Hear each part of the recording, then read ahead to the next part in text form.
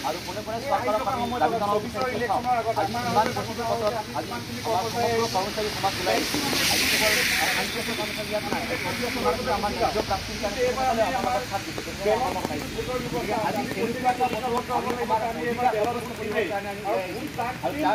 আমাৰ চৰকাৰে গম পাওক যে এই আন্দোলন আমাৰ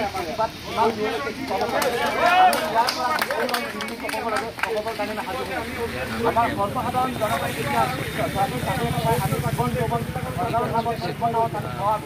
আৰু তাৰ বিনিময়ত 60 বছৰ অৱসৰ গ্ৰহণ কৰোঁ তেতিয়া আমি কি পাওঁ চৰকাৰৰ ফালৰ পৰা 300 টকা 15 টকা অৱসৰ কিন্তু আচলতে পেঞ্চন নহয় পেঞ্চন আৰু সেই পেঞ্চন সামাজিক বেটিক সৃষ্টি কৰা হৈছে এই সামাজিক আৰু এই অৰ্থনৈতিক গতিতে দুৰ্বল হৈ যাব সমাজখন আৰু সমাজখন ভাঙি যায়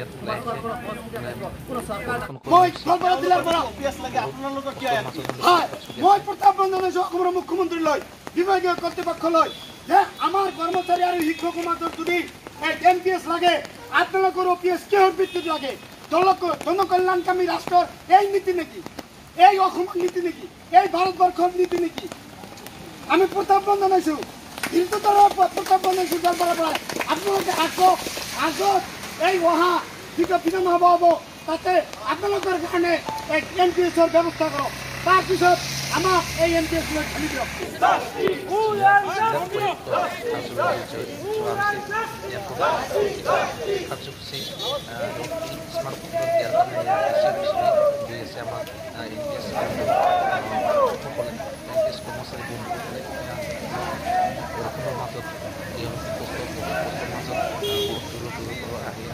গোৱালপাৰা জিলাৰ পত্ৰ দিয়াৰ কাৰণে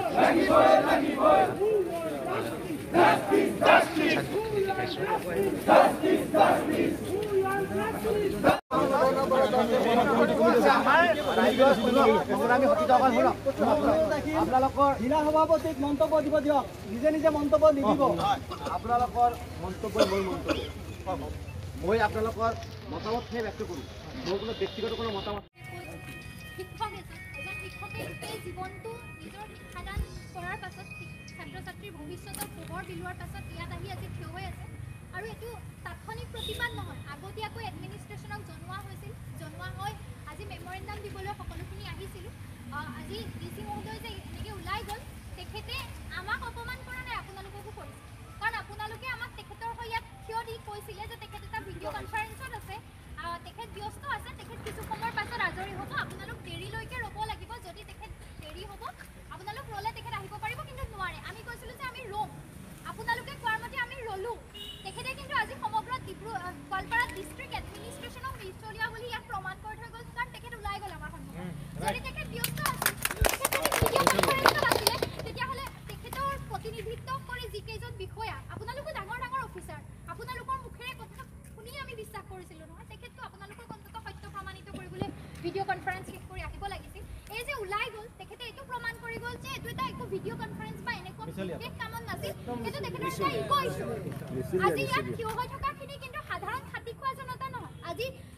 তেখেতসকলো চৰকাৰী কৰ্মচাৰী আমাৰো বাক স্বাধীনতাত বহু বাধ্যবাধকতা আছে আমিও মন গ'লে চৰকাৰৰ বিৰোধ কৰিব নোৱাৰোঁ ইচ্ছা গ'লেই নোৱাৰোঁ আমি সকলো ক্ষেত্ৰতে মাতো নামাতো আমাৰ বাধ্যবাধকতাৰ মাজতে নিজৰ ভৱিষ্যতৰ সুৰক্ষাৰ ক্ষেত্ৰত যিসকল গোটেই জীৱন যিসকলে শিক্ষকতা কৰিব যিসকলে গোটেই জীৱন চাকৰি কৰিব ইনফেক্ট আপোনালোক যিসকলে আজি ডিষ্ট্ৰিক্ট এডমিনিষ্ট্ৰেশ্যনৰ ৰক্ষণাবেক্ষণ দি ইয়াত থিয় হৈ আছে আজি DC ছাৰৰ আচলতে ৰক্ষণাবেক্ষণ দি তেখেতক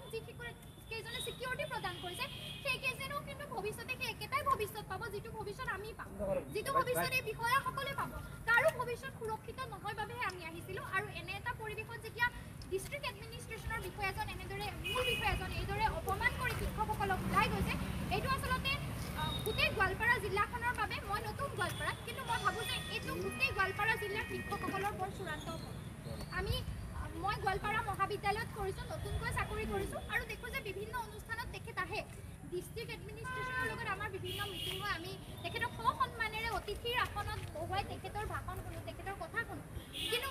আজি যেতিয়া শিক্ষকসকলকে বিষয়াজনে অপমান কৰি এনেদৰে ওলাই যায় অনাগত দিনত তেখেতৰ প্ৰতিওতো আমাৰ সন্মান নাথাকিব আমি তেখেতক গামোচাখন পিন্ধাবলৈ